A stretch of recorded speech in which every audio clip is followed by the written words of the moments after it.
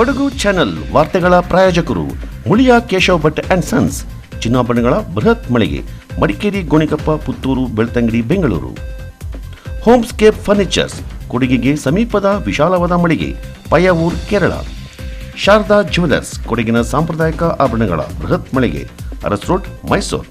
A to Z super market, Vishwamanava double road, Kuvempu Nagara, Mysuru. SLV Promax, corn mix and corn products, Kushalnagar. Prashant furnitures, ನಿಮ್ಮ ಅಂದದ ಮನೆಗೆ ಚಂದದ ಪೀಠೋಪಕರಣಗಳ ಮಳಿಗೆ, industrial area, Madikeri. Fabins family restaurant, ಬೆಕಾಚಿ resto cafe, always cell tower, Kohinoor ರಸ್ತೆ, ಮಡಿಕೇರಿ.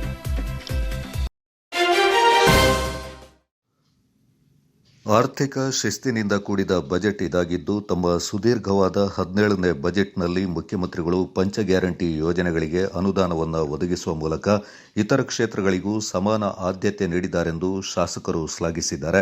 ವಿಶೇಷವಾಗಿ ಆರೋಗ್ಯ, ಶಿಕ್ಷಣ, ಕೃಷಿ, ಜಲಸಂಪನ್ಮೂಲ ಮತ್ತು ಉದ್ಯೋಗ ಸೃಷ್ಟಿ ಸೇರಿದಂತೆ ಮೂಲಭೂತ ಕ್ಷೇತ್ರಗಳಿಗೆ ಹೆಚ್ಚಿನ ಆದ್ಯತೆ ನೀಡಿರುವುದು ರಾಜ್ಯದ ಅಭಿವೃದ್ಧಿಗೆ ಬಲ ನೀಡಲಿದೆ ಎಂದು ಡಾ. ಮಂತ್ರಗೌಡ ಹೇಳಿಕೆಯಲ್ಲಿ ಅಭಿಪ್ರಾಯಪಟ್ಟಿದ್ದಾರೆ.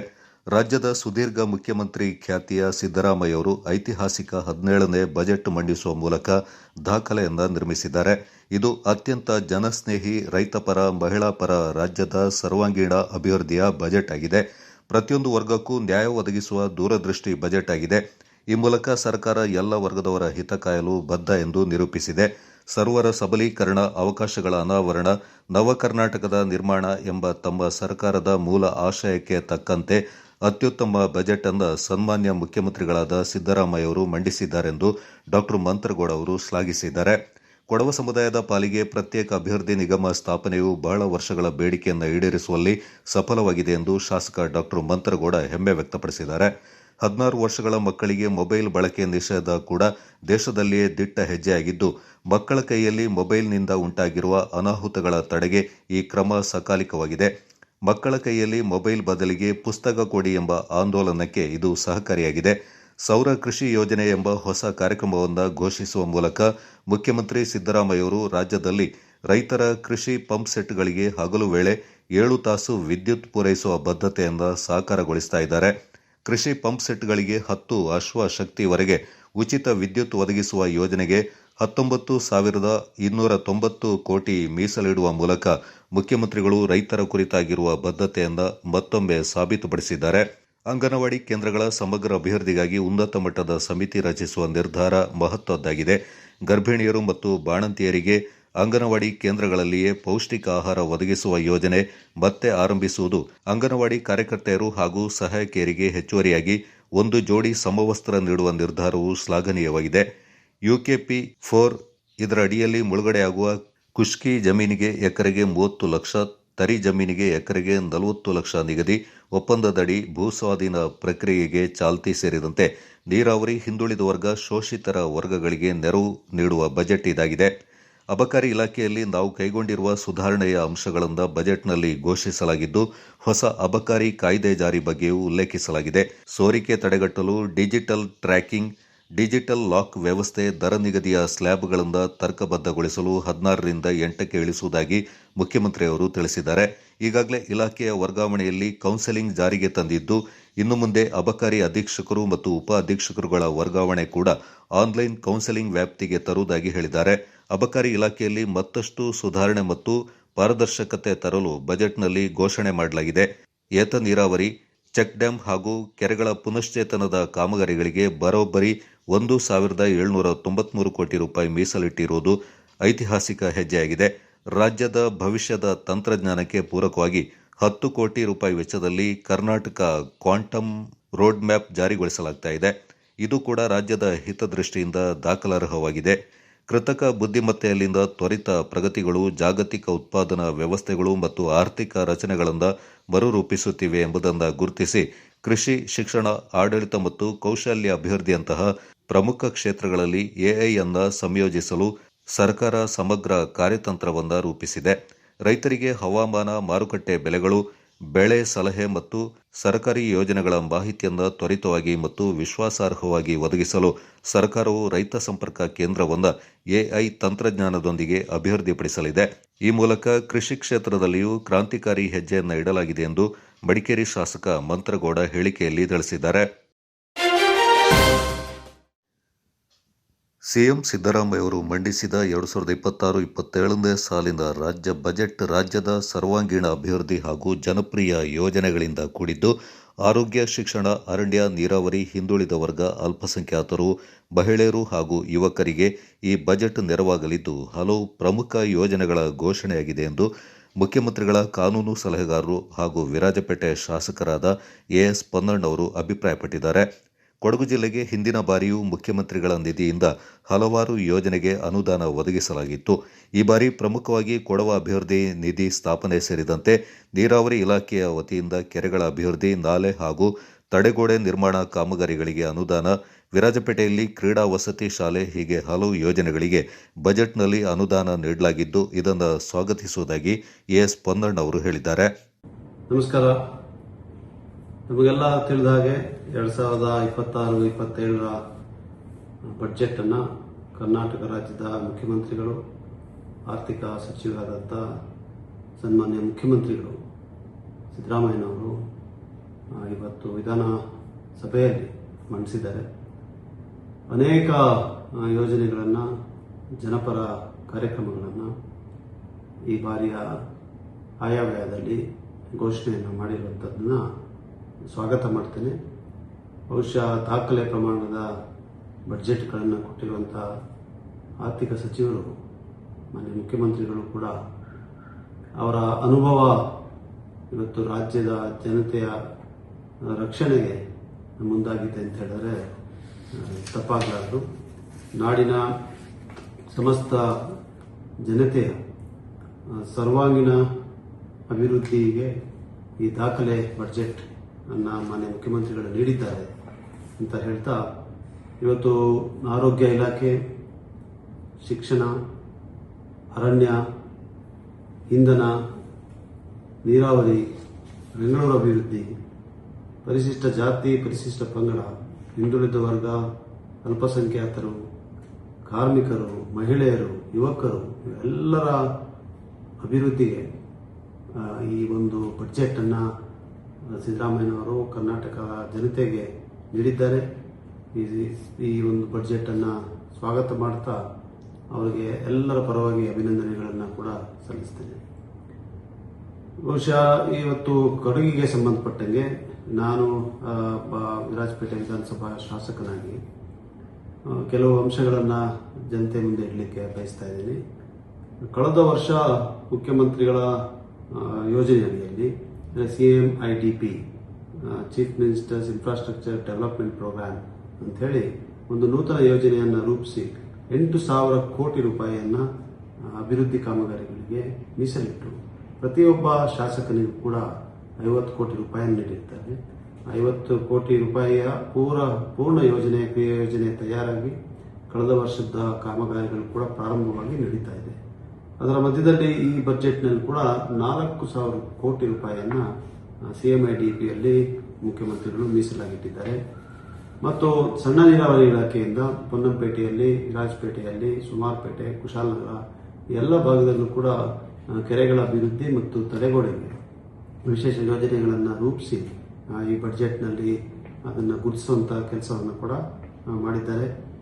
ನಮಗೆ ಅರಣ್ಯ ಅಂಚಿನಲ್ಲಿ ವಾಸವಿರುವಂಥ ಬುಡಕಟ್ಟಿನ ಜನಾಂಗ, ಬೇರೆ ಬೇರೆ ಇರುವಂಥ ಬಡ ಜನರಿಗೆ 4.5 ಲಕ್ಷ ರೂಪಾಯಿ ಪ್ರತಿ ಮನೆಯಂತೆ 6,257 ಮನೆಗಳನ್ನು ಇವತ್ತು ಸರ್ಕಾರ ರಾಜ್ಯಕ್ಕೆ ನೀಡಿದೆ. ಅದರಲ್ಲಿ ಕೊಡಗು ಜಿಲ್ಲೆ ಬಹುತೇಕ ಭಾಗ ಅರಣ್ಯದ ಅಂಚಿನಲ್ಲಿರುವಂಥ ಪ್ರದೇಶಗಳು. ಅಲ್ಲಿ ವಾಸವಾಗಿರುವಂಥ ಜನತೆಗೆ ಮನೆ ಕೊಡಲಿಕ್ಕೆ ಅವಕಾಶವನ್ನು ಮಾಡಿಕೊಟ್ಟಿದ್ದಾರೆ. ಅದರಿಂದ ನಾನು ಮುಖ್ಯಮಂತ್ರಿಗಳಿಗೆ ಧನ್ಯವಾದಗಳು ಹೇಳ್ತೇನೆ. ಮತ್ತು ವಸತಿ ಶಾಲೆಗಳು, ಮೊರಾರ್ಜಿ ಶಾಲೆಯನ್ನು ಯಾವ ಹೋಬಳಿಯಲ್ಲಿಲ್ಲ ಅಲ್ಲಿ ಹೋಬಳಿಗೆ 22 ಕೋಟಿ ರೂಪಾಯಿಯಂತೆ ಶಾಲೆಗಳನ್ನು ನೀಡಿದ್ದಾರೆ.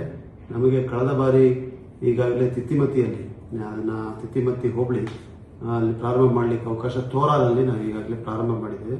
ಮುಂದೆ ಈ ಆಯವ್ಯಯದಲ್ಲಿ ಕೊಟ್ಟಿರುವಂಥ ಒಂದು ಶಾಲೆ ಕೂಡ ಮುಂದಿನ ದಿನಗಳಲ್ಲಿ ಪ್ರಾರಂಭ ಮಾಡಲಿಕ್ಕೆ ಸಾಧ್ಯ ಆಗುತ್ತೆ. ಮತ್ತು PVTG ಅಂದರೆ ಪರ್ಟಿಕ್ಯುಲರ್ಲಿ ವರ್ನರಬಲ್ ಟ್ರೈಬಲ್ ಗ್ರೂಪ್ಸ್, ಅದರಲ್ಲಿ ಜೇನು ಕುರುಬರು, ಕಾಡು ಕುರುಬರು, ಕುಡಿಯ ಜನಾಂಗ, ನಮ್ಮ ಕೊಡಗಿನ ಅವರು ಅವರ ಅಭಿವೃದ್ಧಿಗೋಸ್ಕರ ಕರ್ನಾಟಕ ಆದಿವಾಸಿ ನಿಗಮವನ್ನು ಕೂಡ ಮುಖ್ಯಮಂತ್ರಿಗಳು ಸ್ಥಾಪನೆ ಮಾಡಿ ಆಯಾ ವ್ಯಯದಲ್ಲಿ ಘೋಷಣೆಯನ್ನು ಮಾಡಿದ್ದಾರೆ. ಅದರ ಜೊತೆಗೆ ಇವತ್ತು ಅನೇಕ ಅಭಿವೃದ್ಧಿ ನಿಗಮಗಳನ್ನು ಸ್ಥಾಪನೆ ಮಾಡಿ ಘೋಷಣೆ ಮಾಡಿದ್ದಾರೆ. ಕೊಡವ ಅಭಿವೃದ್ಧಿ ನಿಗಮ ಬಹಳ ನಿರೀಕ್ಷಿತವಾದಂಥ ಒಂದು ನಿಗಮ.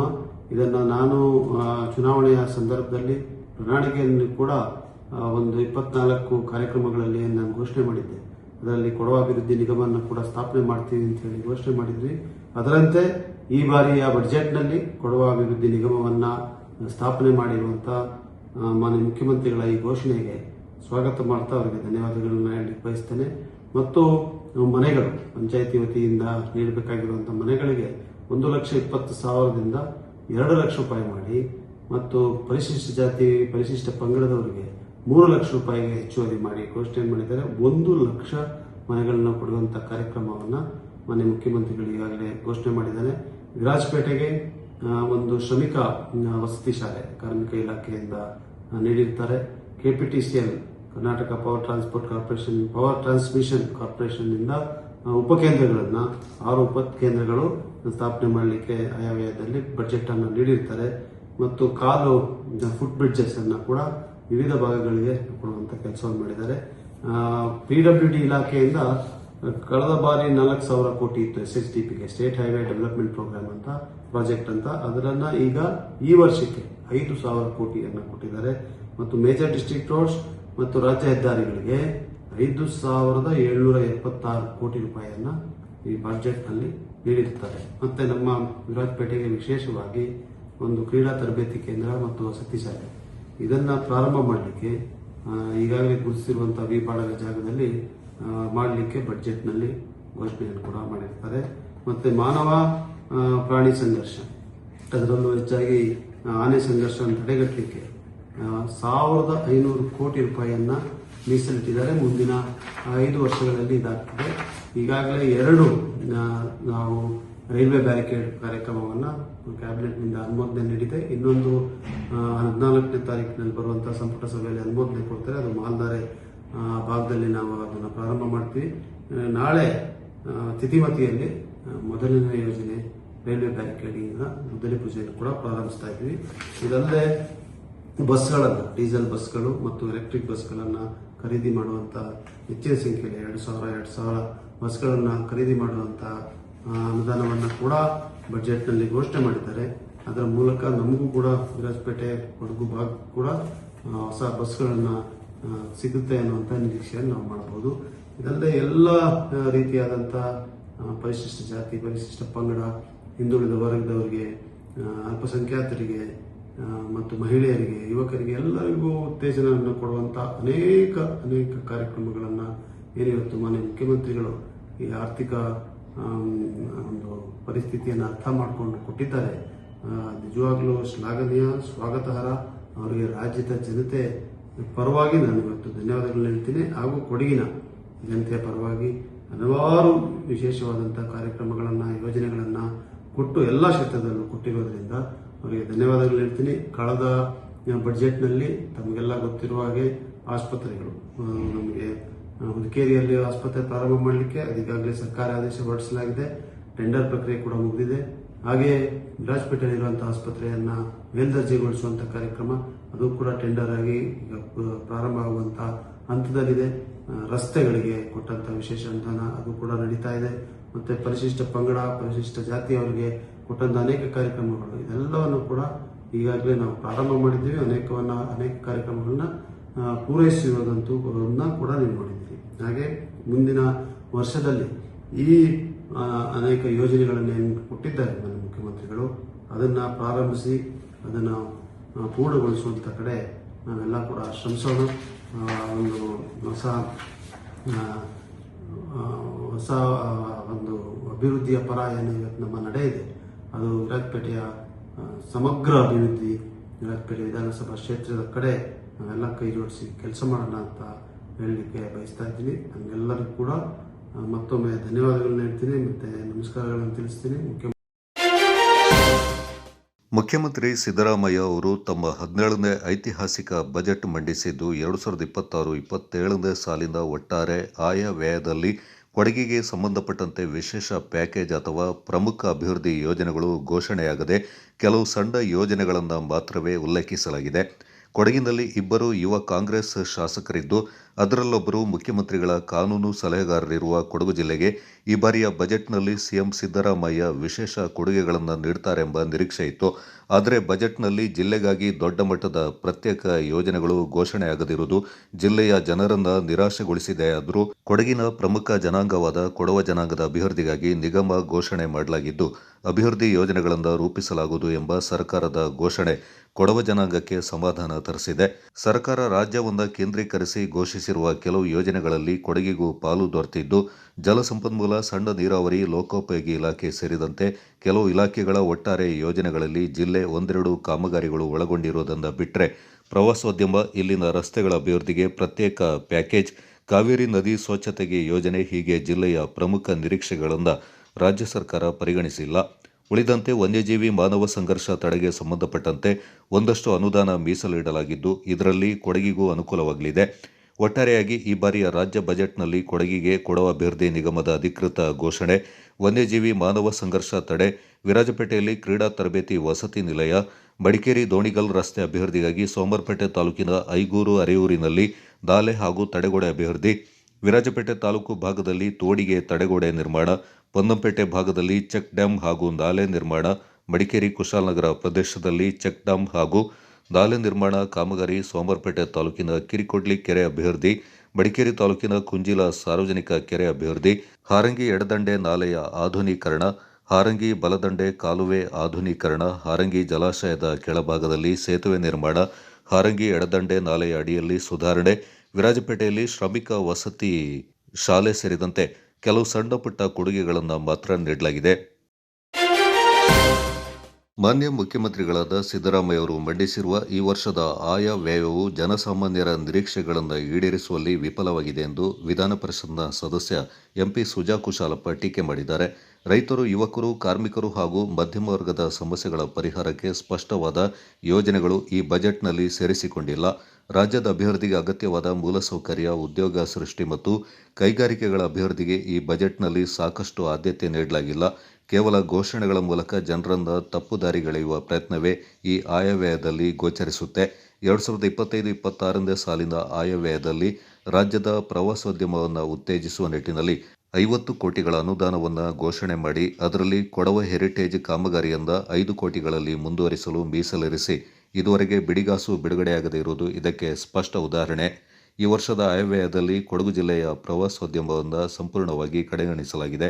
ರಾಜ್ಯದ ಸಾಲಭಾರ ದಿನೇ ದಿನೇ ಹೆಚ್ಚುತ್ತಿರುವ ಸಂದರ್ಭದಲ್ಲಿ ಸರ್ಕಾರ ಜವಾಬ್ದಾರಿಯುತ ಆರ್ಥಿಕ ನಿರ್ವಹಣೆಯನ್ನು ತೋರಿಸಬೇಕಿತ್ತು. ಆದರೆ ಈ ಬಜೆಟ್ನಲ್ಲಿ ದೂರದೃಷ್ಟಿಯ ಕೊರತೆ ಸ್ಪಷ್ಟವಾಗಿ ಕಾಣ್ತಾ ಇದೆ. ಒಟ್ಟಾರೆಯಾಗಿ ನಾಗರಿಕರಿಂದ ಸಾಲದ ಕೂಪಕ್ಕೆ ತಳ್ಳಲಾಗಿದೆ ಎಂದು ಹೇಳಿಕೆಯಲ್ಲಿ ತಿಳಿಸಿದ್ದಾರೆ.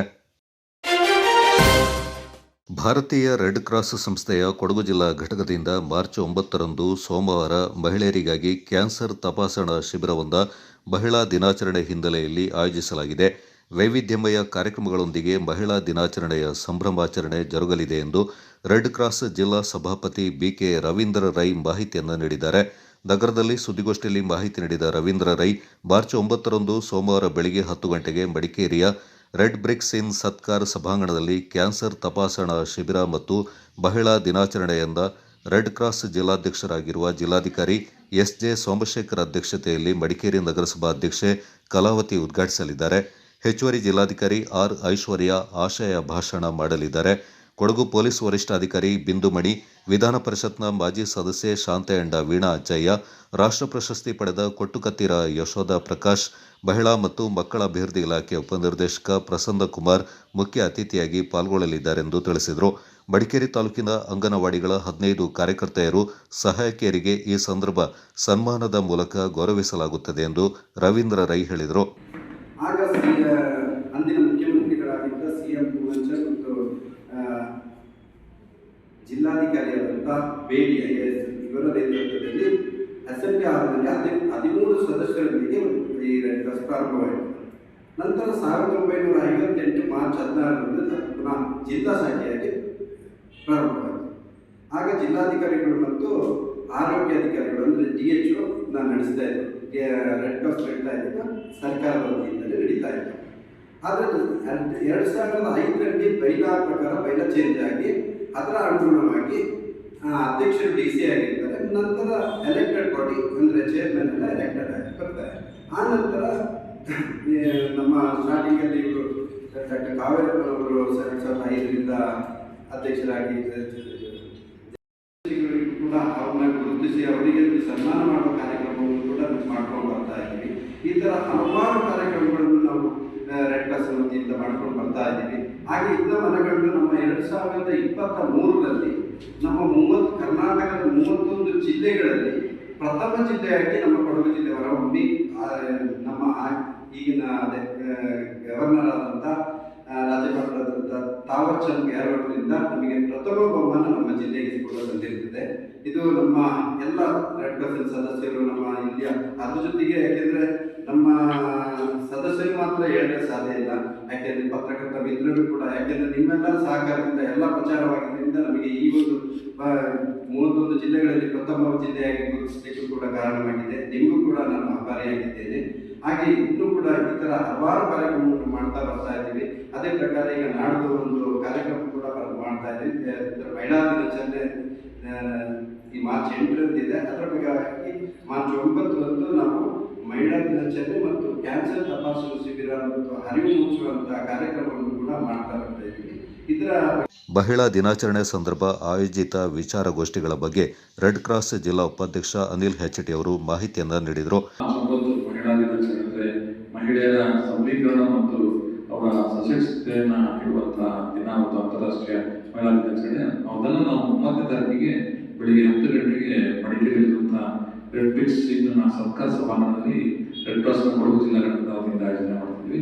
ಬೆಳಿಗ್ಗೆ 10 ಗಂಟೆಗೆ ಸರಿಯಾಗಿ ನಗರಸಭೆಯ ಅಧ್ಯಕ್ಷರಾದಂತಹ ಕಲಾವತಿ ಮಹಿಳಾ ದಿನಾಚರಣೆ ಮತ್ತು ಕ್ಯಾನ್ಸರ್ ಅರಿವು ಮತ್ತು ಜಾಗೃತಿ ಶಿಬಿರ ಅಂತ ನಾವು ಮಾಡ್ತಿರುವಂಥದ್ದು, ಅದನ್ನು ಕಲಾವತಿ ಉದ್ಘಾಟಿಸ್ತಿದ್ದಾರೆ. ಹಾಗೆ ಜಿಲ್ಲಾಧಿಕಾರಿಗಳಂತ SJ ಸೋಮಶೇಖರ್ ಅವರು ಅವತ್ತಿನ ಅಧ್ಯಕ್ಷತೆಯನ್ನು ವಹಿಸ್ತಾ ಇದ್ದಾರೆ.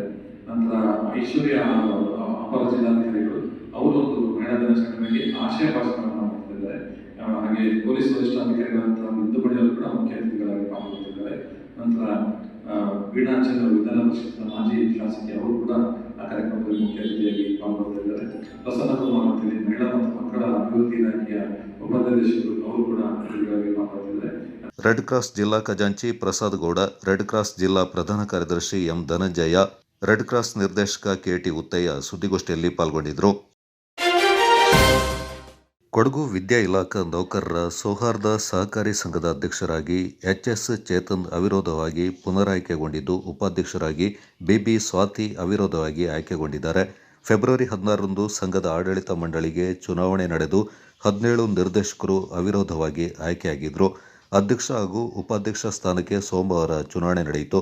ಅಧ್ಯಕ್ಷ ಸ್ಥಾನಕ್ಕೆ HS ಚೇತನ್ ಹಾಗೂ ಉಪಾಧ್ಯಕ್ಷ ಸ್ಥಾನಕ್ಕೆ BB ಸ್ವಾತಿ ನಾಮಪತ್ರವನ್ನು ಸಲ್ಲಿಸಿದ್ರು. ಮುಂದಿನ 5 ವರ್ಷಗಳ ಅವಧಿಗೆ ಅಧ್ಯಕ್ಷರಾಗಿ HS ಚೇತನ್ ಹಾಗೂ ಉಪಾಧ್ಯಕ್ಷರಾಗಿ BB ಸ್ವಾತಿ ಅವರು ಅವಿರೋಧವಾಗಿ ಆಯ್ಕೆಗೊಂಡರು. ಚುನಾವಣಾಧಿಕಾರಿಯಾಗಿ ಸಹಕಾರ ಸಂಘಗಳ ಉಪ ನಿಬಂಧಕರಾದ PB ಮೋಹನ್ ಕುಮಾರ್ ಕಾರ್ಯನಿರ್ವಹಿಸಿದರು. ಕೊಡವ ಕುಟುಂಬಗಳ ನಡುವಿನ ಹಾಕಿ ಉತ್ಸವವನ್ನು ಈ ಬಾರಿ ಕೋಕೇರಿ ಗ್ರಾಮದ ಚೇನಂಡ ಕುಟುಂಬಸ್ಥರು ಆಯೋಜಿಸಿದ್ದಾರೆ. ದಾಪಕ್ಲುವಿನ ಜನರಲ್ ತಿಮ್ಮಯ್ಯ ಕ್ರೀಡಾಂಗಣದಲ್ಲಿ April 5ರಿಂದ May 2ರವರೆಗೆ Chenanda cup hockey ಹಬ್ಬ ನಡೆಯಲಿದ್ದು, ತಂಡಗಳು ಹೆಸರು ನೋಂದಾಯಿಸಿಕೊಳ್ಳಲು ಮಾರ್ಚ್ 20 ಕೊನೆಯ ದಿನವಾಗಿದೆ. ನಗರದಲ್ಲಿ ಸುದ್ದಿಗೋಷ್ಠಿಯಲ್ಲಿ ಮಾತನಾಡಿದ ಹಾಕಿ ಉತ್ಸವದ ಕಾರ್ಯದರ್ಶಿ CS ಮಧು ಮಾದಯ್ಯ, ದಾಪಕ್ಲುವಿನಲ್ಲಿ ಒಟ್ಟು 4 ಮೈದಾನಗಳಲ್ಲಿ ವಿಜೃಂಭಣೆಯಿಂದ ನಡೆಯುವ 26ನೇ ವರ್ಷದ ಚೇನಂಡ ಕಪ್ ಹಾಕಿ ಉತ್ಸವದ ಕುರಿತು ಮಾಹಿತಿಯನ್ನು ನೀಡಿದರು. ಈ ಬಾರಿಯ ಹಾಕಿ ಉತ್ಸವದಲ್ಲಿ 400 ಪುರುಷ ಹಾಗೂ 120 ಮಹಿಳಾ ತಂಡಗಳು ಪಾಲ್ಗೊಳ್ಳುವ ನಿರೀಕ್ಷೆ ಇದೆ. 3 ಮೈದಾನಗಳ ತಯಾರಿ ಕಾರ್ಯ ಭರದಿಂದ ಸಾಗಿದ್ದು, 4ನೇ ಮೈದಾನವೊಂದ ಕುಂಡ್ಯೋಳಂಡ ಕುಟುಂಬಸ್ಥರು ನಿರ್ಮಿಸ್ತಾ ಇದ್ದಾರೆ. ಜಿಲ್ಲೆಯಾದ್ಯಂತ 33 ನೋಂದಣಿ ಕೇಂದ್ರಗಳಲ್ಲಿ ತಂಡಗಳ ನೋಂದಣಿ ಪ್ರಕ್ರಿಯೆ ಆರಂಭಗೊಂಡಿದೆ. ಆನ್ಲೈನ್ ಮೂಲಕವೂ ನೋಂದಾಯಿಸಿಕೊಳ್ಳಬಹುದಾಗಿದ್ದು, ಹೆಚ್ಚಿನ ಸಂಖ್ಯೆಯ ಕುಟುಂಬಗಳು ಪಂದ್ಯಾವಳಿಯಲ್ಲಿ ಪಾಲ್ಗೊಳ್ಳುವಂತೆ ಮನವಿ ಮಾಡಿದರು. ಏಪ್ರಿಲ್ 5ರಂದು ಹಾಕಿ ಉತ್ಸವ ಅದ್ದೂರಿಯಾಗಿ ಉದ್ಘಾಟನೆಗೊಳ್ಳಲಿದೆ. ಮೇ 2ರಂದು ನಡೆಯುವ ಸಮಾರೋಪ ಸಮಾರಂಭದಲ್ಲಿ ಮುಖ್ಯಮಂತ್ರಿ ಸಿದ್ದರಾಮಯ್ಯ ಹಾಗೂ ಕೇಂದ್ರ ಕ್ರೀಡಾ ಸಚಿವ ಅನುರಾಗ್ ಸಿಂಗ್ ಠಾಕೂರ್ ಅವರು ಪಾಲ್ಗೊಳ್ಳಲಿದ್ದಾರೆ. ಖ್ಯಾತ ಟೆನ್ನಿಸ್ ಪಟು ಪದ್ಮಶ್ರೀ ಪುರಸ್ಕೃತ ಕೋಕೇರಿ ಗ್ರಾಮದ ಮಚ್ಚಂಡ ರೋಹನ್ ಬೋಪಣ್ಣ ಅವರನ್ನು ಸನ್ಮಾನಿಸಲಾಗುವುದು. ಹಾಕಿ ಉತ್ಸವ ಕೇವಲ ಹಾಕಿ ಪಂದ್ಯಾಟಕ್ಕೆ ಸೀಮಿತವಾಗಿರದೆ ಮ್ಯಾರಥಾನ್ 2x2, ರಿಲೇ 4x100 ಹಾಗೂ ಇತರ ಕ್ರೀಡೆಗಳನ್ನು ಕೂಡ ಆಯೋಜಿಸಲು ನಿರ್ಧರಿಸಲಾಗಿದೆ. ಕುಂಡ್ಯೋಳಂಡ ಕುಟುಂಬಸ್ಥರು ಕೊಡವ ಸಂಸ್ಕೃತಿಯಿಂದ ಉಳಿಸಿ ಬೆಳೆಸಲು ನಡೆಸಿದ ಆಟುಪಾಟು ಪಡಿಪು ಕಾರ್ಯಕ್ರಮವನ್ನು ನಾವು ಮುಂದುವರಿಸಿಕೊಂಡು ಹೋಗ್ತಾ ಇದ್ದೇವೆ. ಅಲ್ಲದೆ ಕಳೆದ ವರ್ಷ ಮುದ್ದಂಡ ಕುಟುಂಬಸ್ಥರು ಆಯೋಜಿಸಿದ್ದ ಅತ್ಯುತ್ತಮ ಸಾಮಾಜಿಕ ಕಾರ್ಯಕ್ರಮಗಳನ್ನು ಈ ಬಾರಿಯೂ ಅಳವಡಿಸಿಕೊಳ್ತಾ ಇದ್ದೇವೆ. ನಮ್ಮ ಎಲ್ಲ ಪ್ರಯತ್ನಗಳಿಗೆ ಜಿಲ್ಲೆಯ 2 ಶಾಸಕರು, ಜನಪ್ರತಿನಿಧಿಗಳು, ಅಧಿಕಾರಿಗಳು, ಕೊಡವ ಹಾಕಿ ಅಕಾಡೆಮಿ, ಹಾಕಿ ಕೂರ್ಗ್ ಮತ್ತು ಹಾಕಿ ಕರ್ನಾಟಕದ ಪ್ರತಿನಿಧಿಗಳು ಸಂಪೂರ್ಣ ಸಹಕಾರ ನೀಡುತ್ತಾ ಇದ್ದಾರೆ ಎಂದು ಸಿಎಸ್ ಮಧು ಮಾದಯ್ಯ ವಿವರಿಸಿದರು.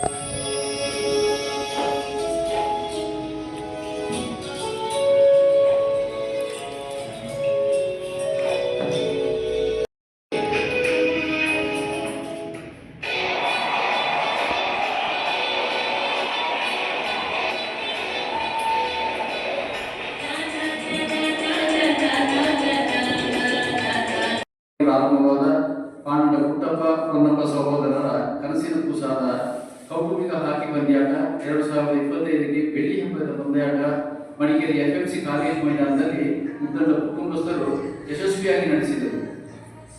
ಈಗ 2026ನೇ ಸಾಲಿನ ಹಾಕಿ ಪಂದ್ಯಾಟವನ್ನು ಹೋಕೇರಿ ಗ್ರಾಮಕ್ಕೆ ಸೇರಿದ ಜಯಣ್ಣ ಕುಟುಂಬಸ್ಥರು ಯಶಸ್ವಿಯಾಗಿ ನಡೆಸಲು ಎಲ್ಲ ರೀತಿಯ ತಯಾರಿಯಲ್ಲಿದ್ದೇವೆ. ಈ ಪಂದ್ಯಾಟವನ್ನು ಅತ್ಯಂತ ಶಿಸ್ತುಬದ್ಧವಾಗಿ ಉತ್ತಮ ಸಂಘಟನೆಯೊಂದಿಗೆ ಜವಾಬ್ದಾರಿಯುತವಾಗಿ ಹಲವು ಸಹ ಚಟುವಟಿಕೆಗಳೊಂದಿಗೆ ನಡೆಸಲು ಕಾತರರಾಗಿದ್ದೇವೆ.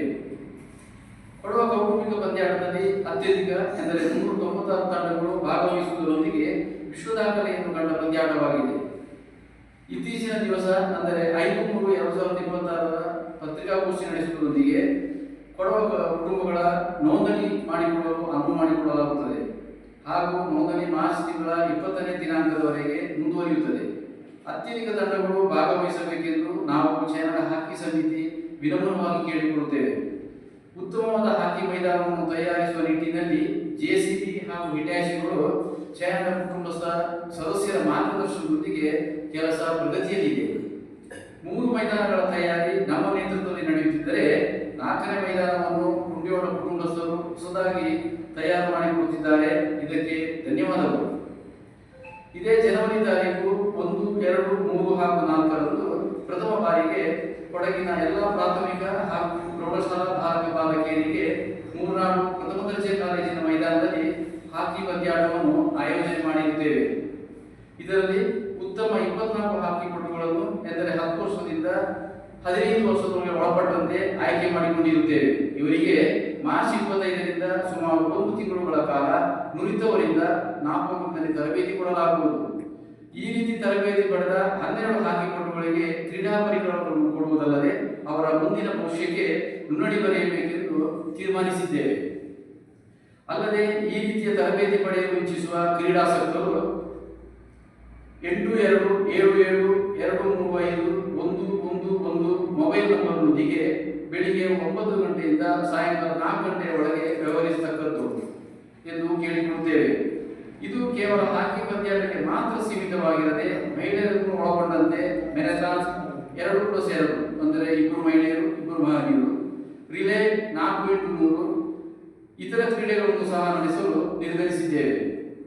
ಕುಂಡ್ಯೋಳ ಕುಟುಂಬವು ತಮ್ಮ ಸಂಸ್ಕೃತಿಯನ್ನು ಉಳಿಸಲು ಹಾಕಿಕೊಂಡಂತಹ ಕೆಲವು ಕಾರ್ಯಕ್ರಮಗಳಾದ ಆಟುಪಾಟು ಪಡಿಪು ಕಾರ್ಯಕ್ರಮಗಳು ನಾವು ಮುಂದುವರಿಸಿಕೊಂಡು ಹೋಗುತ್ತಿದ್ದೇವೆ. ಅಲ್ಲದೆ ಮುದ್ದಡ ಕುಟುಂಬವು ಸಹ ಅಳವಡಿಸಿಕೊಂಡ ಕೆಲವು ಅತ್ಯುತ್ತಮ ಸಾಮಾಜಿಕ ಕಾರ್ಯಕ್ರಮಗಳನ್ನು ನಾವು ಅಳವಡಿಸಿಕೊಳ್ಳುತ್ತೇವೆ. ಸುದ್ದಿಗೋಷ್ಠಿಯಲ್ಲಿ ಸಮಿತಿಯ ಗೌರವಾಧ್ಯಕ್ಷ ದೀನಾ ಚಂಗಪ್ಪ, ಸಹ ಕಾರ್ಯದರ್ಶಿ ತಮ್ಮಿ ತಮ್ಮಯ್ಯ, ಸದಸ್ಯ ರೋಹನ್ ಪನ್ನಯ್ಯ, ನಂದಾ ಜಗದೀಶ್ ಮತ್ತಿತರರು ಪಾಲ್ಗೊಂಡಿದ್ದರು.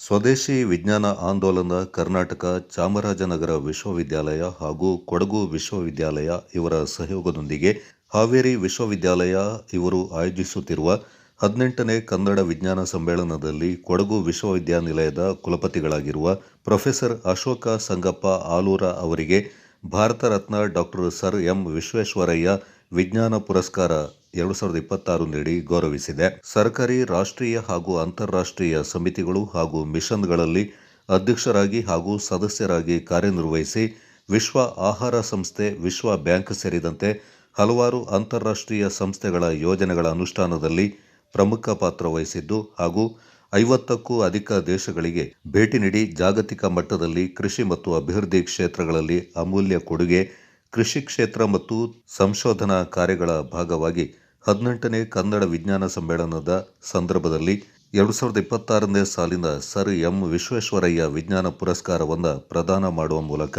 ಸ್ವದೇಶಿ ವಿಜ್ಞಾನ ಆಂದೋಲನ ಕರ್ನಾಟಕ ಸಂಸ್ಥೆ ಪ್ರೊಫೆಸರ್ ಅಶೋಕ ಸಂಗಪ್ಪ ಆಲೂರ ಅವರ ಮಹತ್ ಸಾಧನೆಯನ್ನು ಗುರುತಿಸಿ ಈ ಪ್ರಶಸ್ತಿಯನ್ನು ನೀಡಿ ಗೌರವಿಸಿದೆ. ಅಮೆರಿಕ, ಜರ್ಮನಿ, ಚೀನಾ ಸೇರಿದಂತೆ ಹಲವು ದೇಶಗಳಲ್ಲಿ ಉನ್ನತ ನಿರ್ವಹಣಾ ತರಬೇತಿ ಕಾರ್ಯಕ್ರಮಗಳನ್ನು ಪೂರ್ಣಗೊಳಿಸಿವಿರಿ. ಉನ್ನತ ಶಿಕ್ಷಣ, ಮಣ್ಣು ಆರೋಗ್ಯ, ಜಲಾನಯನ ಅಭಿವೃದ್ಧಿ, ಕೃಷಿ ಮತ್ತು ತೋಟಗಾರಿಕೆ ಅಭಿವೃದ್ಧಿ, ಆಹಾರ ಭದ್ರತೆ, ಗ್ರಾಮೀಣಾಭಿವೃದ್ಧಿ, ಅಂತಾರಾಷ್ಟ್ರೀಯ ಸಹಕಾರ ಮೊದಲಾದ ಅನೇಕ ಕ್ಷೇತ್ರಗಳಲ್ಲಿ ತಾವು ಸಲ್ಲಿಸಿರುವ ಸೇವೆ ಅತ್ಯಂತ ಮಹತ್ವಪೂರ್ಣವಾದದ್ದು. ಕರ್ನಾಟಕದಲ್ಲಿ ರೈತ ಉತ್ಪಾದಕ ಸಂಘಗಳ ಸ್ಥಾಪನೆ, ಅಭಿವೃದ್ಧಿ ಹಾಗೂ ನೀತಿ ರೂಪಿಸುವ ಕಾರ್ಯಗಳಲ್ಲಿ ತಾವು ವಹಿಸಿರುವ ಪ್ರಮುಖ ಪಾತ್ರ ಪ್ರಶಂಸನೀಯವಾಗಿದೆ. ತಮ್ಮ ಸೇವೆಯನ್ನು ಗುರುತಿಸಿ ಹಲವು ರಾಷ್ಟ್ರಗಳು ಮತ್ತು ಸಂಸ್ಥೆಗಳು ತಮಗೆ ಅನೇಕ ಅಂತಾರಾಷ್ಟ್ರೀಯ, ರಾಷ್ಟ್ರೀಯ ಮತ್ತು ರಾಜ್ಯ ಮಟ್ಟದ ಪ್ರಶಸ್ತಿಗಳನ್ನು ನೀಡಿ ಗೌರವಿಸಿವೆ. ಥೈಲ್ಯಾಂಡ್ ಸರ್ಕಾರದ ಗೌರವ ಪ್ರಶಸ್ತಿ, ಚೀನಾದ ಚೋಳ ಸಂಶೋಧನಾ ಪ್ರಶಸ್ತಿ, ನ್ಯೂಜಿಲೆಂಡ್ ಹಾಗೂ ಮೊಜಾಯಿಕ್ ಸರ್ಕಾರಗಳ ಸನ್ಮಾನಗಳು ತಮ್ಮ ಸಾಧನೆಯ ಸಾಕ್ಷಿಗಳಾಗಿವೆ. ಕರ್ನಾಟಕ ಸರ್ಕಾರದಿಂದ ಸರ್ವತೋಮ ಸೇವಾ ಪ್ರಶಸ್ತಿ, ವಿಜ್ಞಾನ ಸಂವಹನಕಾರ ಪ್ರಶಸ್ತಿ ಹಾಗೂ ಸ್ವತಂತ್ರೋತ್ಸವ ಸನ್ಮಾನ ಹಾಗೂ ಆಂಧ್ರಪ್ರದೇಶದ ಸರ್ಕಾರದ ಗ್ರಾಮೀಣಾಭಿವೃದ್ಧಿ ಪ್ರಶಸ್ತಿಗಳನ್ನು ಗಳಿಸಿರುವುದು ತಮ್ಮ ಸಾಧನೆಯ ಮತ್ತೊಂದು ಮೈಲಿಗಲ್ಲಾಗಿದೆ. ಸರ್ಕಾರಿ, ರಾಷ್ಟ್ರೀಯ ಮತ್ತು ಅಂತಾರಾಷ್ಟ್ರೀಯ ಸಮಿತಿಗಳು, ಮಿಷನ್ಗಳಲ್ಲಿ ಅಧ್ಯಕ್ಷರಾಗಿ ಹಾಗೂ ಸದಸ್ಯರಾಗಿ ಕಾರ್ಯನಿರ್ವಹಿಸಿ ವಿಶ್ವ ಆಹಾರ ಸಂಸ್ಥೆ, ವಿಶ್ವ ಬ್ಯಾಂಕ್ ಸೇರಿದಂತೆ ಹಲವಾರು ಅಂತಾರಾಷ್ಟ್ರೀಯ ಸಂಸ್ಥೆಗಳ ಯೋಜನೆಗಳ ಅನುಷ್ಠಾನದಲ್ಲಿ ಪ್ರಮುಖ ಪಾತ್ರ ವಹಿಸಿರುವಿರಿ. 50ಕ್ಕೂ ಅಧಿಕ ದೇಶಗಳಿಗೆ ಭೇಟಿ ನೀಡಿ ಜಾಗತಿಕ ಮಟ್ಟದಲ್ಲಿ ಕೃಷಿ ಮತ್ತು ಅಭಿವೃದ್ಧಿ ಕ್ಷೇತ್ರಗಳಲ್ಲಿ ಅಮೂಲ್ಯ ಕೊಡುಗೆ ನೀಡಿರುವಿರಿ. ಕೃಷಿ ಕ್ಷೇತ್ರ ಮತ್ತು ಸಂಶೋಧನಾ ಕಾರ್ಯಗಳನ್ನು ಅದರ ಸ್ಮರಿಸುತ್ತಾ 18ನೇ ಕನ್ನಡ ವಿಜ್ಞಾನ ಸಮ್ಮೇಳನದ ಈ ಶುಭ ಸಂದರ್ಭದಲ್ಲಿ ತಮ್ಮನ್ನು ಸನ್ಮಾನಿಸಿ ಗೌರವಿಸುವ ಸುಯೋಗ ಸ್ವದೇಶಿ ವಿಜ್ಞಾನ ಆಂದೋಲನ ಕರ್ನಾಟಕ ಸಂಸ್ಥೆಯ ಪಾಲಿಗೆ ಬಂದಿರುವುದು ಅತ್ಯಂತ ಸಂತಸದ ವಿಷಯ. 2026ನೇ ಸಾಲಿನ ಸರ್ ಎಂ ವಿಶ್ವೇಶ್ವರಯ್ಯ ವಿಜ್ಞಾನ ಪುರಸ್ಕಾರವನ್ನು ಪ್ರದಾನ ಮಾಡುವುದರ ಮೂಲಕ ಸ್ವದೇಶಿ ಕರ್ನಾಟಕ ಸಂಸ್ಥೆಯ ತಮ್ಮ ಮಹತ್ ಸಾಧನೆಯನ್ನು ಗೌರವಿಸಿದ ಗೌರವಕ್ಕೆ ಪಾತ್ರವಾಗುತ್ತದೆ. ಕೃಷಿ ಸಂಶೋಧನೆ, ಉನ್ನತ ಶಿಕ್ಷಣ ಕ್ಷೇತ್ರಕ್ಕೆ ತಮ್ಮ ಸೇವೆಯನ್ನು ಮುಂದುವರಿಸಲು ತಮಗೆ ಆ ಭಗವಂತನು ಹೆಚ್ಚಿನ ಆಯುರಾರೋಗ್ಯಗಳನ್ನು ನೀಡಲೆಂದು ಪ್ರಾರ್ಥಿಸುತ್ತೇವೆ. ಕೊಡಗು ಮುಸ್ಲಿಂ ಸ್ಪೋರ್ಟ್ಸ್ ಟ್ರಸ್ಟ್ ವತಿಯಿಂದ 21ನೇ ವರ್ಷದ ಕೊಡಗು ಮುಸ್ಲಿಂ ಕಪ್ ಕ್ರಿಕೆಟ್ ಪಂದ್ಯಾವಳಿಯನ್ನು ಮೇ 2ರಿಂದ 10ರವರೆಗೆ ಆಯೋಜಿಸಲಾಗಿದೆ ಎಂದು ಟ್ರಸ್ಟ್ನ ಪ್ರಧಾನ ಕಾರ್ಯದರ್ಶಿ ಆದಮ್ ಎಸ್ ಕುಶಾಲನಗರ ತಿಳಿಸಿದ್ದಾರೆ. ನಗರದಲ್ಲಿ ಸುದ್ದಿಗೋಷ್ಠಿಯಲ್ಲಿ ಮಾತನಾಡಿದ ಅವರು, ಕುಶಾಲನಗರದ ಗುಂಡೂರಾವ್ ಕ್ರೀಡಾಂಗಣದಲ್ಲಿ ಕ್ರಿಕೆಟ್ ಪಂದ್ಯಾವಳಿ ಹಾಗೂ ಮೊದಲನೇ ವರ್ಷದ ಪುರುಷರ ಶಟಲ್ ಬ್ಯಾಡ್ಮಿಂಟನ್ ಪಂದ್ಯಾವಳಿ ನಡೆಯಲಿದೆ ಎಂದರು. ಈ ವರ್ಷದ ಕೊಡಗು ಮುಸ್ಲಿಂ ಕಪ್ ಕ್ರಿಕೆಟ್ ಪಂದ್ಯಾಟವನ್ನು ಕೊಡಗು ಮುಸ್ಲಿಂ ಸ್ಪೋರ್ಟ್ಸ್ ಟ್ರಸ್ಟ್ ವತಿಯಿಂದ ಆಯೋಜಿಸಲಾಗುತ್ತಿದೆ. ಕ್ರೀಡಾಕೂಟದಲ್ಲಿ ಸುಮಾರು 150 ತಂಡಗಳು ಭಾಗವಹಿಸುವ ನಿರೀಕ್ಷೆ ಇದೆ. ಕ್ರಿಕೆಟ್ ಪಂದ್ಯಾಟದ ಪ್ರಥಮ ನಗದು ಬಹುಮಾನ 1,11,111 ರೂಪಾಯಿ ಹಾಗೂ ಆಕರ್ಷಕ ಟ್ರೋಫಿ, ದ್ವಿತೀಯ ಬಹುಮಾನ 66,666 ರೂಪಾಯಿ ಹಾಗೂ ಆಕರ್ಷಕ ಟ್ರೋಫಿ, ತೃತೀಯ ಬಹುಮಾನ 33,333 ರೂಪಾಯಿ ಹಾಗೂ ಆಕರ್ಷಕ ಟ್ರೋಫಿ, ಚತುರ್ಥ ಬಹುಮಾನ 22,222 ಹಾಗೂ ಆಕರ್ಷಕ ಟ್ರೋಫಿ ನೀಡಿ ಗೌರವಿಸಲಾಗುತ್ತದೆ. ಪುರುಷರ ಶಟಲ್ ಬ್ಯಾಡ್ಮಿಂಟನ್ ಪಂದ್ಯಾವಳಿಯ ಸಿಂಗಲ್ಸ್ ವಿಭಾಗದಲ್ಲಿ ಪ್ರಥಮ ನಗದು ಬಹುಮಾನ 11,111 ಹಾಗೂ ಆಕರ್ಷಕ ಟ್ರೋಫಿ, ದ್ವಿತೀಯ ಬಹುಮಾನ ನಗದು ಬಹುಮಾನ 6,666 ರೂಪಾಯಿ ಹಾಗೂ ಆಕರ್ಷಕ ಟ್ರೋಫಿ, ಡಬಲ್ಸ್ ವಿಭಾಗದಲ್ಲಿ ಪ್ರಥಮ ನಗದು ಬಹುಮಾನ 22,222 ಹಾಗೂ ಆಕರ್ಷಕ ಟ್ರೋಫಿ, ದ್ವಿತೀಯ ಬಹುಮಾನ 11,111 ರೂಪಾಯಿ ಹಾಗೂ ಆಕರ್ಷಕ ಟ್ರೋಫಿ ನೀಡಿ ಗೌರವಿಸಲಾಗುವುದು. ಕ್ರಿಕೆಟ್ ಪಂದ್ಯಾಟದ ಪ್ರವೇಶ ಶುಲ್ಕ 3,000, ಶಟಲ್ ಬ್ಯಾಡ್ಮಿಂಟನ್ ಪಂದ್ಯಾಟದ ಸಿಂಗಲ್ಸ್ ಪ್ರವೇಶ ಶುಲ್ಕ 800, ಡಬಲ್ಸ್ ಪ್ರವೇಶ ಶುಲ್ಕ 1,500 ಎಂದು ತಿಳಿಸಿದರು. ಹೆಚ್ಚಿನ ಮಾಹಿತಿಗಾಗಿ 9487979644, 9740481273 ಮತ್ತು 9900900250 ಅನ್ನು ಸಂಪರ್ಕಿಸಬಹುದಾಗಿದೆ ಎಂದರು. ಕೊಡಗು ಮುಸ್ಲಿಂ ಕಪ್ 20ನೇ ವರ್ಷದ ಕ್ರೀಡಾಕೂಟದ ಆಯೋಜನೆಯ ಬಗ್ಗೆ ಹಾಗೂ ಕ್ರೀಡಾಕೂಟದ ಧ್ವಜವನ್ನು ಅನಾವರಣ ಮಾಡುವ ಒಂದು ವಿಷಯಗಳಿವೆ. ಈ ವಿಚಾರವಾಗಿ 21ನೇ ವರ್ಷದ ಕೊಡಗು ಮುಸ್ಲಿಂ ಕಪ್ ಕ್ರೀಡಾಕೂಟವನ್ನು ಇದೇ ಮುಂಬರುವ ಮೇ 2ರಿಂದ 10/5/2026 ಕುಶಾಲನಗರದ ಗುಂಡೂರಾವ್ ಕ್ರೀಡಾಂಗಣವನ್ನು ನಾವು ಹಮ್ಮಿಕೊಂಡಿದ್ದೇವೆ. ಇದರ ಜೊತೆಯಲ್ಲಿ ಪ್ರಥಮ ವರ್ಷದ ಪುರುಷರ ಶಟಲ್ ಬ್ಯಾಡ್ಮಿಂಟನ್ ಪಂದ್ಯಾವಳಿಯನ್ನು ಕೂಡ ನಾವು ಈ ಬಾರಿ ಪ್ರಥಮವಾಗಿ ಆಯೋಜನೆ ಮಾಡ್ತಾ ಇದ್ದೇವೆ. ಈ ಒಂದು ಕೊಡಗು ಮುಸ್ಲಿಂ ಕಪ್ ಕ್ರೀಡಾಕೂಟವನ್ನು ಈ ಬಾರಿ ಕೊಡಗು ಮುಸ್ಲಿಂ ಸ್ಪೋರ್ಟ್ಸ್ ವತಿಯಿಂದ ನಾವು ಆಯೋಜನೆ ಮಾಡ್ತಾ ಇದ್ದೇವೆ. ಈ ಒಂದು ಕ್ರೀಡಾಕೂಟದಲ್ಲಿ ಕೊಡಗಿನ ಸರಿಸುಮಾರು 150 ತಂಡಗಳು ಭಾಗವಹಿಸುವಂತಹ ನಿರೀಕ್ಷೆ ಇದೆ. ಈ ಒಂದು ಕ್ರೀಡಾಕೂಟದಲ್ಲಿ ಕ್ರಿಕೆಟ್ ಪಂದ್ಯಾಟದಲ್ಲಿ ಜಯಗಳಿಸುವ ತಂಡಗಳಿಗೆ ಪ್ರಥಮ ಬಹುಮಾನವಾಗಿ 1,11,111 ಹಾಗೂ ಆಕರ್ಷಕ ಟ್ರೋಫಿಯನ್ನು ನೀಡ್ತಾ ಇದ್ದೇವೆ. ದ್ವಿತೀಯ ಬಹುಮಾನ ಪಡೆಯುವ ತಂಡಗಳಿಗೆ 66,666 ಹಾಗೂ ಆಕರ್ಷಕ ಟ್ರೋಫಿ. ತೃತೀಯ ಪ್ರಶಸ್ತಿ ಪಡೆಯುವ ತಂಡಕ್ಕೆ 33,333 ಆಕರ್ಷಕ ಟ್ರೋಫಿ. ಚತುರ್ಥ ಬಹುಮಾನ ಪಡೆಯುವ ತಂಡಕ್ಕೆ 22,222 ಹಾಗೂ ಆಕರ್ಷಕ ಟ್ರೋಫಿಯನ್ನು ನೀಡಿ ಗೌರವಿಸಲಾಗುತ್ತದೆ. ಅದೇ ರೀತಿಯಾಗಿ ಪುರುಷರ ಶಟಲ್ ಬ್ಯಾಡ್ಮಿಂಟನ್ ಪಂದ್ಯಾವಳಿ ಸಿಂಗಲ್ಸ್ ವಿಭಾಗದಲ್ಲಿ ಪ್ರಥಮ ಬಹುಮಾನ ನಗದುವಾಗಿ 11,111 ಆಕರ್ಷಕ ಟ್ರೋಫಿ. ದ್ವಿತೀಯ ನಗದು ಬಹುಮಾನ 6,666 ಆಕರ್ಷಕ ಟ್ರೋಫಿ ನೀಡಿ ಗೌರವಿಸ್ತಾ ಇದ್ದೇವೆ. ಅದೇ ರೀತಿ ಡಬಲ್ಸ್ ವಿಭಾಗದಲ್ಲಿ ಪ್ರಥಮ ನಗದು ಪಡೆಯುವ ತಂಡಕ್ಕೆ 22,222 ಹಾಗೂ ಆಕರ್ಷಕ ಟ್ರೋಫಿ ಹಾಗೂ ದ್ವಿತೀಯ ನಗದು ಬಹುಮಾನ 11,111 ನೀಡಿ ಗೌರವಿಸ್ತಾ ಇದ್ದೇವೆ. ಈ ಒಂದು ಕ್ರೀಡಾಕೂಟದ ಕ್ರಿಕೆಟ್ ಪಂದ್ಯಾಟದ ಭಾಗವಹಿಸುವ ತಂಡಗಳಿಗೆ ಪ್ರವೇಶ ಶುಲ್ಕವನ್ನು 3,000 ನಿಗದಿ ಮಾಡಿದ್ದೇವೆ. ಅದೇ ರೀತಿಯಾಗಿ ಶಟಲ್ನಲ್ಲಿ ಸಿಂಗಲ್ಸ್ನಲ್ಲಿ ಭಾಗವಹಿಸುವ ಆಟಗಾರರಿಗೆ 800, ಡಬಲ್ಸ್ನಲ್ಲಿ ಭಾಗವಹಿಸುವ ಆಟಗಾರರಿಗೆ 1,500 ಪ್ರವೇಶ ಶುಲ್ಕವನ್ನು ನಾವು ನಿಗದಿ ಮಾಡಿದ್ದೇವೆ. ಈ ಒಂದು ಕ್ರೀಡಾಕೂಟದಲ್ಲಿ ಭಾಗವಹಿಸುವಂತಹ ತಂಡಗಳು ದಿನಾಂಕ 20/4/2026 ಅಂತಿಮ ದಿನಾಂಕವನ್ನು ಕೊಟ್ಟಿದ್ದೇವೆ. ತಂಡವನ್ನು ನೋಂದಣಿ ಮಾಡಿದ್ದೇವೆ. ಈ ಒಂದು ಕ್ರೀಡಾಕೂಟವನ್ನು ಬಹಳ ಯಶಸ್ವಿಯಾಗಿ ನಡೆಸಲಿಕ್ಕೆ ನಾವು ಸರ್ವಸಿದ್ಧತೆಯನ್ನು ಮಾಡಿಕೊಂಡಿದ್ದೇವೆ. ಈ ಒಂದು ಕ್ರೀಡಾಕೂಟಕ್ಕೆ ನಮ್ಮ ಕೊಡಗಿನ ಸಮಸ್ತ ಮುಸ್ಲಿಂ ಬಾಂಧವರು, ಅದೇ ರೀತಿ ಕೊಡುಗೆ ದಾನಿಗಳು, ಸಹಕಾರ ಮೂರ್ತಿಗಳು ಈ ಕ್ರೀಡಾಕೂಟಕ್ಕೆ ಸಹಕಾರ ಮಾಡ್ತಾ ಈ ಒಂದು ಯಶಸ್ವಿ ಕ್ರೀಡಾಕೂಟಕ್ಕೆ ತಾವು ಸಹಕಾರ ಮಾಡಿಸ್ತಾ ಮಾತನಾಡುತ್ತೀವಿ. 21ನೇ ವರ್ಷದ ಕೊಡಗು ಮುಸ್ಲಿಂ ಕಪ್ ಕ್ರಿಕೆಟ್ ಪಂದ್ಯಾವಳಿ ಪ್ರಚಾರದಲ್ಲಿ ಆಯೋಜಿಸಲಾಗಿದೆ. ಈ ಒಂದು ಪಂದ್ಯಾವಳಿಯನ್ನು ಬಹಳ ಅದ್ದೂರಿಯಾಗಿ ನೀಟಾಗಿ ನಾವು ಮಾಡಬೇಕೆಂದು ತೀರ್ಮಾನ ಮಾಡಿದ್ದೇವೆ ಟ್ರಸ್ಟ್ ವತಿಯಿಂದಲೇ. ಮುಖ್ಯವಾಗಿ ಈ ಒಂದು ಪಂದ್ಯಾವಳಿಯನ್ನು ಆಯೋಜಿಸಿರುವಂತಹ ವಿಶೇಷ ಏನಂದರೆ ಕೊಡಗು ಜಿಲ್ಲೆಯ ಮುಸಲ್ಮಾನ ಬಾಂಧವರು ಒಗ್ಗಟ್ಟು ಮೂಡಿಸುವಂತಹ ಒಂದು ಕಾರ್ಯಕ್ರಮ ಆಗಿರುತ್ತದೆ. ಈ ನಿಟ್ಟಿನಲ್ಲಿ ನಾವು ಈ ಒಂದು ಕ್ರೀಡಾಕೂಟವನ್ನು ಆಯೋಜಿಸಿದ್ದೇವೆ. ಪ್ರತಿ ವರ್ಷದಂತೆ ಈ ಬಾರಿ ಕೂಡ 150 ತಂಡಗಳ ಮೇಲೆ ಈ ಒಂದು ಪಂದ್ಯಾವಳಿಯಲ್ಲಿ ಭಾಗವಹಿಸುವಂತ ಒಂದು ನಿರೀಕ್ಷೆ ಇದೆ. ಆದ್ದರಿಂದ ನಾನು ಏನು ಮನವಿ ಮಾಡಬೇಕಂದ್ರೆ ಜಿಲ್ಲೆಯ ಎಲ್ಲ ಮೂಲೆಯ ಮುಸಲ್ಮಾನ ಬಾಂಧವರು ಈ ಒಂದು ಕ್ರೀಡಾವಳಿಯಲ್ಲಿ ಪಾಲ್ಗೊಂಡು ಒಗ್ಗಟ್ಟು ಪ್ರದರ್ಶನಕ್ಕೆ ಒಂದು ವೇದಿಕೆಯನ್ನು ಮಾಡಿಕೊಡಬೇಕು ಅಂತ ತಮ್ಮಲ್ಲಿ ಕೇಳಿಕೊಳ್ಳುತ್ತಾ, ಈ ಒಂದು ಕ್ರಿಕೆಟ್ ಕ್ರೀಡಾಕೂಟಕ್ಕೆ ರಾಜ್ಯ ಮಟ್ಟದ ನಾಯಕರು ಹಾಗೂ ಅಂತಾರಾಷ್ಟ್ರೀಯ ಮಟ್ಟದ ಒಂದು ಆಟಗಾರರು ಕೂಡ ಆಗಮಿಸುವ ನಿರೀಕ್ಷೆ ಇದೆ. ಆದ್ದರಿಂದ ಎಲ್ಲರೂ ಪಾಲ್ಗೊಂಡು ಈ ಒಂದು ಪಂದ್ಯಾವಳಿಯನ್ನು ಯಶಸ್ವಿಗೊಳಿಸಬೇಕೆಂದು ಈ ಮೂಲಕ ಕೇಳಿಕೊಳ್ಳುತ್ತೇವೆ. ಧನ್ಯವಾದ. ಸುದ್ದಿಗೋಷ್ಠಿಯಲ್ಲಿ ಅಧ್ಯಕ್ಷ ಅಬ್ದುಲ್ ರಶೀದ್ ಎಡಪಾಲ, ಸಹ ಕಾರ್ಯದರ್ಶಿ ಎಂಎ ಹ್ಯಾರಿಸ್, ಉಪಾಧ್ಯಕ್ಷ ಅಬ್ದುಲ್ ರಜಾಕ್, ನಿರ್ದೇಶಕರುಗಳಾದ ಆತಿಫ್ ಮನ್ನಾ ಹಾಗೂ ಎಂಎಸ್ ಭಾಷಾ ಉಪಸ್ಥಿತರಿದ್ದರು. ಇದೇ ಸಂದರ್ಭ ಕೊಡಗು ಮುಸ್ಲಿಂ ಕಪ್ ಕ್ರಿಕೆಟ್ ಪಂದ್ಯಾವಳಿಯ ಧ್ವಜವನ್ನು ಬಿಡುಗಡೆ ಮಾಡಲಾಯಿತು.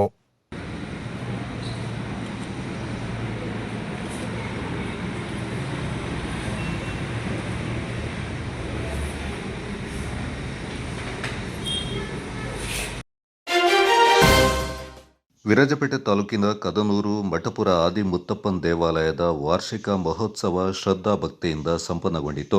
ಬುಧವಾರದಂದು ಬೆಳಗ್ಗೆ 6 ಗಂಟೆಗೆ ಗಣಪತಿ ಹೋಮದೊಂದಿಗೆ ಆರಂಭಗೊಂಡ ಬಳಿಕ ಧ್ವಜಾರೋಹಣ ಕಾರ್ಯ ನಡೆಯಿತು. 10 ಗಂಟೆಗೆ ಪೈಂಗುತ್ತಿ, ಸಂಜೆ 6:30ಕ್ಕೆ ಮುತ್ತಪ್ಪನ್ ವೆಳ್ಳಾಟಂ ನಡೆಯಿತು. 7:30ಕ್ಕೆ ಗುಳಿಗನ್ ವೆಳ್ಳಾಟಂ ನಡೆದು ದೈವಗಳ ವಿವಿಧ ನರ್ತನ ಸೇವೆ, ಹರಕೆ ಒಪ್ಪಿಸುವುದು, ಉತ್ಸವ ಸಮಿತಿ ವತಿಯಿಂದ ಅನ್ನ ಸಂತರ್ಪಣೆ ಕಾರ್ಯಕ್ರಮ ನಡೆಯಿತು.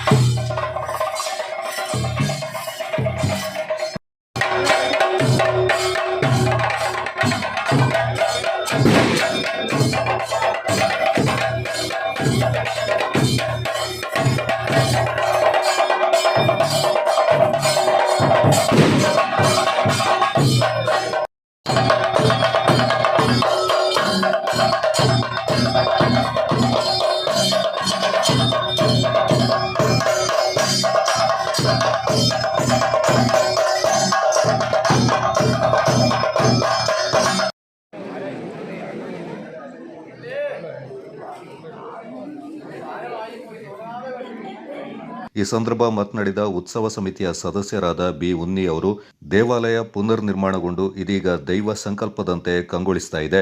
ವಿಜೃಂಭಣೆಯ ಉತ್ಸವದಲ್ಲಿ ಭಾಗಿಯಾಗುವುದೇ ನಮ್ಮ ಪುಣ್ಯ ಎಂದರು. ಈ ದೇವಸ್ಥಾನವು ಸುಮಾರು 600 ವರ್ಷಗಳೊಂದು ಇತಿಹಾಸ ಇದೆ. ಯಾಕೆಂದರೆ ಕೊಡಗಿನಲ್ಲಿ ಪ್ರಪ್ರಥಮವಾದ ಒಂದು ಉತ್ತಮ ದೇವಸ್ಥಾನ ಅಂತೇಳಿ ಹೆಗ್ಗಳಿಕೆ ಒಂದು ಪಾತ್ರ ಆಗಿದೆ. ಇಲ್ಲಿ ಈ ಒಂದು ದೇವಸ್ಥಾನದಲ್ಲಿ ನಾವು ಸುಮಾರು ವರ್ಷದಿಂದ ಬರ್ತಿದ್ದೀವಿ. ನಾನು ಒಂದು 10-15 ವರ್ಷದಿಂದ ಬರ್ತಾ ಇದ್ದೀನಿ. ಅದರ ಮೇಲೇನೇ ಆಗಿದೆ ನನ್ನ ಪ್ರಕಾರ. ಆದರೆ ನಾವು ಇಲ್ಲಿ ಬರೋತ್ತಿಗೆ ಒಂದು ದೇವಸ್ಥಾನ ಒಂದು ಹಳೆಯ ರೀತಿಯಲ್ಲಿ ಇತ್ತು. ಈಗ ಅದಕ್ಕೊಂದು ಪರಿಶ್ರಮ ಅಂತ ಹೇಳಿದ್ರೆ ಊರಿನವರು ಇಲ್ಲಿ ಇರುವಂಥ ದೇವರು ಸಹ ಅತಿ ಒಂದು ಅನುಗ್ರಹ ಕೊಟ್ಟು ಅದೇ ರೀತಿಯಲ್ಲಿ ನಮ್ಮ ಈ ದೇವಸ್ಥಾನದ ಒಂದು ಉತ್ತಮವಾದ ರೀತಿಯಲ್ಲಿ ನಡೆಸಿಕೊಂಡು ಹೋಗೋಕ್ಕೆ ದೇವಸ್ಥಾನದ ಇವರ ಕುಟುಂಬಸ್ಥರು ಅದೇ ರೀತಿಯಲ್ಲಿ ಇವರ ಮೇನ್ ಜನ ದೇಶವು ಸಹ ಒಟ್ಟಾಡಿ ಈ ದೇವಸ್ಥಾನವನ್ನು ಅತಿ ವಿಜೃಂಭಣೆಯಿಂದ ಮಾಡಿದ್ದಾರೆ. ಕಳೆದ ವರ್ಷ ನಾವು ಬರೋಕ್ಕಿಂತ ಹೊರಗೆ ಬಂದು ನೋಡಿದಾಗ ಅದಕ್ಕಿಂತ ಇತ್ತು. ಈ ವರ್ಷ ಅತಿ ವಿಜೃಂಭಣೆಯಿಂದ ಅವರು ಒಂದು ಮೇಲ್ವಿಚಾರಣೆ ಮಾಡಿದ್ದಾರೆ. ಮತ್ತು ನಾಡಿನೆಲ್ಲ ಈ ಗ್ರಾಮದ ಜನರಿಗೂ ಊರಿನವರಿಗೂ ಎಲ್ಲರೂ ಈ ಮುತ್ತಪ್ಪ ಒಂದು ಅನುಗ್ರಹವನ್ನು ಕೊಡಲಿ ಅಂತೇಳಿ ಹೇಳ್ತಾರೆ.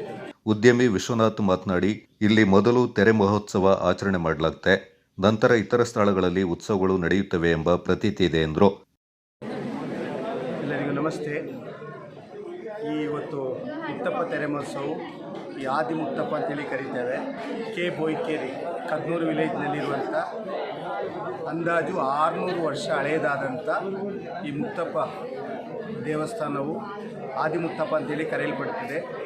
ವಿಜೃಂಭಣೆಯಿಂದ ಪ್ರತಿ ವರ್ಷ ನಡೆಸ್ತಿದ್ದೇವೆ. ಈ ವರ್ಷ ಜೀರ್ಣೋದ್ಧಾರ ಆಗಿದೆ ದೇವಸ್ಥಾನದ್ದು. ಊರವರು ನಾಡಿನವರು ಎಲ್ಲರೂ ಬಂದು ದೇವರ ಕೃಪೆಗೆ ಪಾತ್ರರಾಗಿದ್ದಾರೆ.